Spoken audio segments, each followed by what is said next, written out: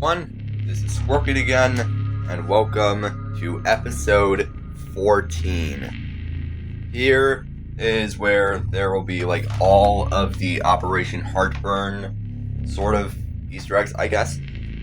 But anyway, I hope you like this. This one is actually going to go, this chapter goes all the way where it transitions to a sub-tab, so you'll be able to see that pretty soon. Pretty soon, I mean after the first page. Anyway, let's get started by diving deeper into the Lunar Black Site. Chapter 14. One subject that has been eternally sewn into the fabric of common sense is humanity's ability to know what's right and what's wrong. Specifically, the obvious ability to detect danger in, let's say, areas of confinement. It's a system built into them, one that I will never be able to solve. It's nothing short of an AI supercomputer to define what's human after all. Navi. What's Navi? August 29th, 2028. Deleted by Team Overseer. Ready? I was half asleep when I heard that. Opening my eyes, I realized that it was Jarkin II. You awake, Emily? Yes, Ridley. I rubbed my eyes groggily. I am awake, I said, yawning. And yeah, I'm ready. Please exit the tram in a calm and orderly fashion. Navi said over the tram speaker as we were leaving the tram. And thank you for using the tramnet. Good luck. Then the tram doors closed, and I moved on to the next destination. We stood there, Jarkin II and I, not knowing what to do next. That is, until Jarkin broke the silence. You want to find this vault, or what? Patting me on the shoulder twice, he added, Now let's go. So we did. Walking up to the doors, I stopped. That is, to study them. Sliding my finger across the door's signs, I read the following. Lunar Black Site, Sector 1. Tram dock number 274. Warning, danger. Contaminated zone ahead. High risk of X-13 infection. Exercise caution upon entering. And then there's the other one in Japanese, which I do not know how to pronounce. But anyway, the only words I do know in Japanese are hello, thank you, you're welcome, yes, no, Urban Shake Lunar Division. And one thing I'm going to try to do is domain expansion. Yeah.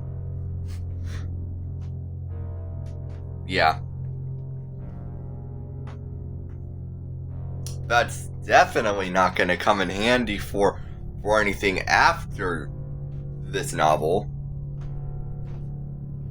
But seriously, this is integrated into an entire universe that I'm creating. I'm just calling it the Paracosm. It's short for something, though I don't know what it's going to be short for yet. Anyway, let's continue.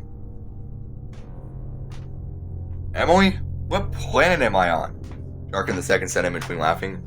I've been across the world and back, and I've never seen this language. Well, the more you know, I guess. I said, looking at the Japanese translation of the sign on the door. When I see danger on a sign, I see opportunity. You in? Or what? Jarkin asked, holding out his hand. Don't leave me hanging. I grabbed Jarkin's hand. Yeah, I'm in. I replied, smiling. Let's do this. Hold on. I need to put this in past tense. There we go. That's all. Alright. Jarkin added. Let's open these doors.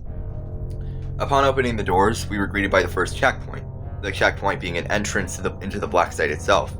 Seeing this, I was ready for the bulkheads to open for me, but as I walked to the doors, they wouldn't budge. Hey, princess, Jarkin said sarcastically. The thing to open the doors is that way. Following his rather bony thumb, I realized what he was talking about. I saw a computer terminal in a room. I believed the room to be the size of a compact studio apartment where, in a nearby window, I saw multiple servers. You coming? What? Jarkin asked. It wouldn't hurt to find the terminal. Then he slid the door open, one being made of tempered glass, and walked into the server room. The server room was unlike any I'd ever seen before. A compact 300 square foot room painted in the color of obsidian, the floor covered in scorched dust and smelling of ozone, accompanied by massive support pillars of blackened steel. The lights were not on, but the emergency lights provided enough light for us to see, combined with the pilot lights of the tens of rows of servers, all in Japanese text. The cooling fans whirring softly as the steam gave the air a dry, artificially stagnant, and warm, static-filled feeling in the air.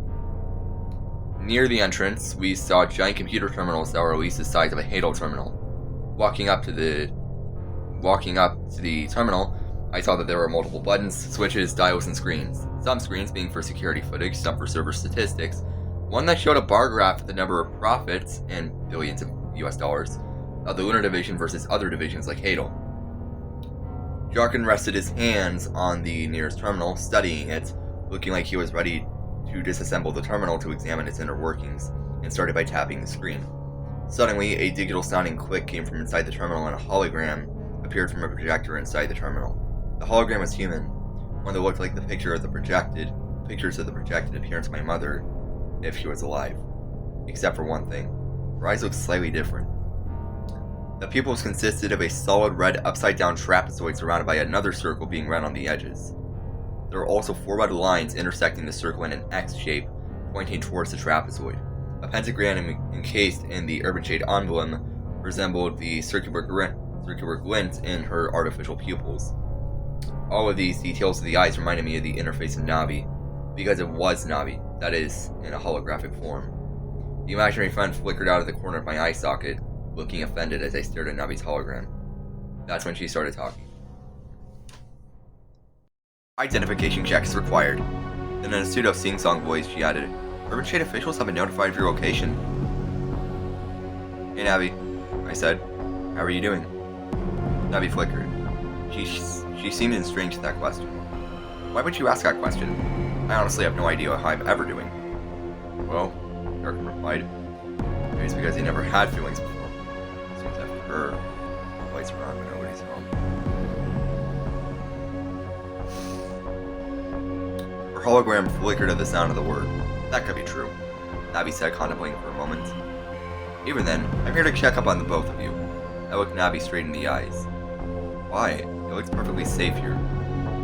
That is because you are on a security checkpoint, Navi clarified. A safe zone. You may be safe out here. Once you go beyond the decontamination chambers, you will realize how dangerous it is in the contaminated zone. Jarkin and I looked at each other. Okay, I said. And? Navi just stared at me with a disappointed look.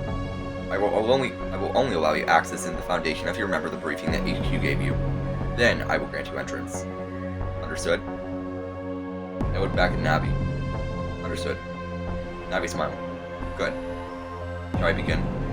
Looking at Navi with a sense of determination, I replied, Yes. Excellent. Navi said happily. Now to begin, let us have a demonstration of your briefing from the Lunar Division themselves. Enjoy this informative video as I make the preparations. Then our hologram cut off, leaving us with the briefing video on the above monitor.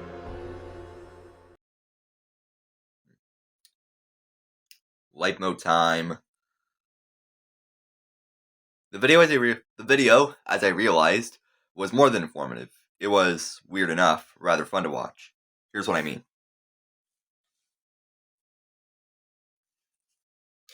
The video was originally made in 1991, according to Navi, who also said that it was edited and re-edited more than 30 times over the course of the Lunar Black Site raids, then edited one last time in 2022, which, in this case, meant that the video was a little bit on the degraded side, having that old, warbly VHS-like garbage noise that Sebastian's always complaining about. The first parts of the video described that the Foundation was a research facility that originally was the Lunar Black Site at the time. As the video went on, it continued talking about the facility and its objectives at the time. Then, it went on to talk about any dangers present in the Foundation during the raids, especially in the contaminated zones. I did learn a lot more about the contamination than anticipated. The contamination, or X-13, was part of a highly untold experiment that was being conducted by the Midnight Division in a bioparanormal subdivision in the city of Wuhan, in the People's Republic of China, at exactly the same time that Redacted was having tests first conducted in 2019.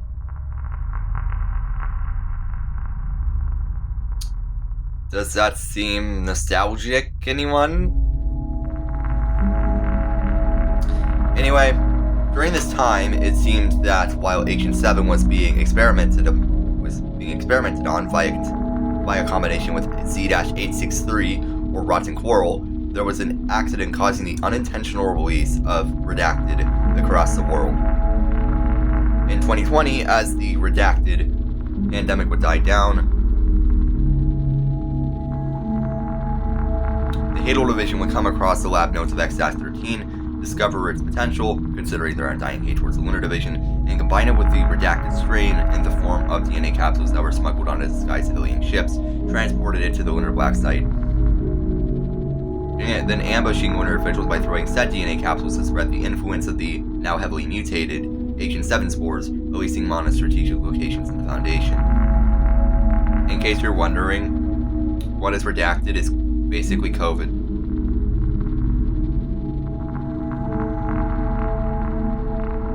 Let me just unredact this. Or highlight it.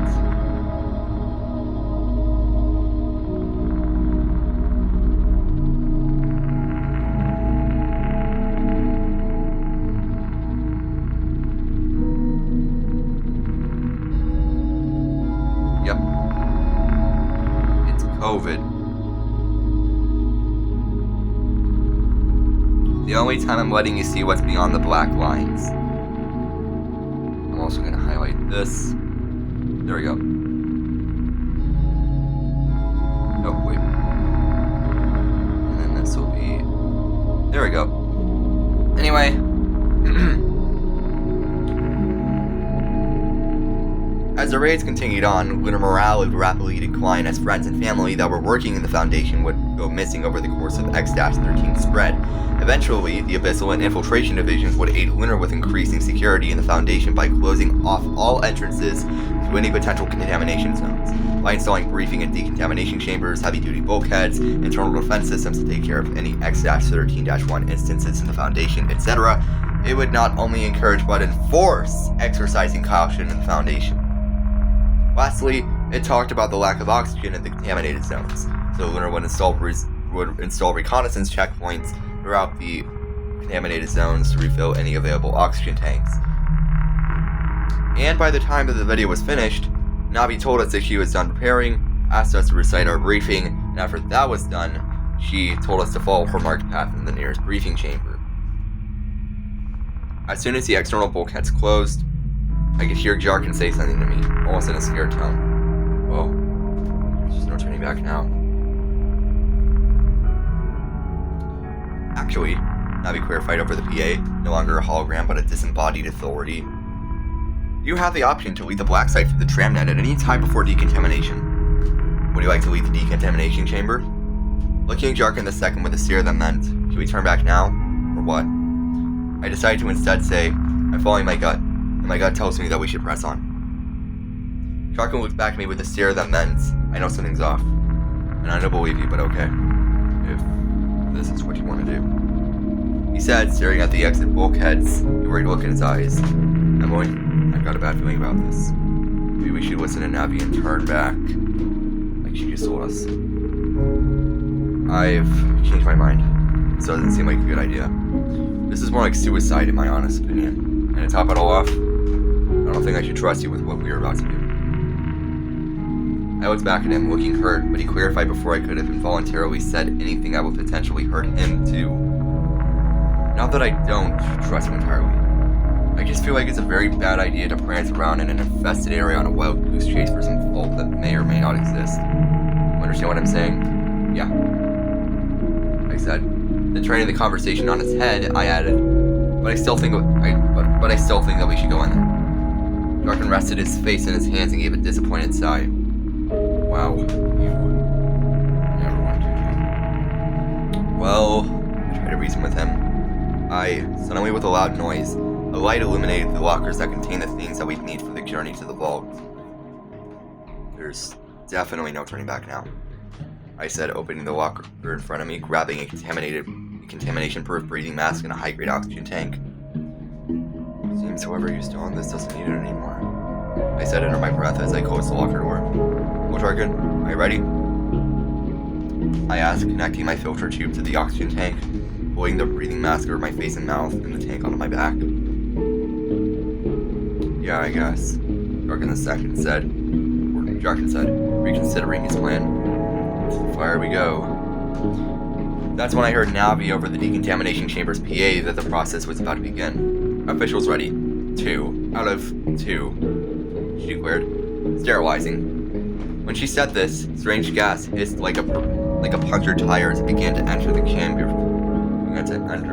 As it began to enter the chamber from the ceiling. I smell flowers. I whispered to myself as the cloudy gas engulfed us, making Jarkin II look like a ghost in the chamber. Irony. I added irony in there. Yeah. Complete, Navi announced. Good luck, Amelia Shade, and Jarkin II. She added as the internal bulkheads opened and a blast door lifted up, unveiling the contaminated zone in a melancholy glory. As I stared out to the decaying corridors of the zone, I felt the familiar red static of the imaginary friend manifest, flickering in my peripheral vision. She didn't speak.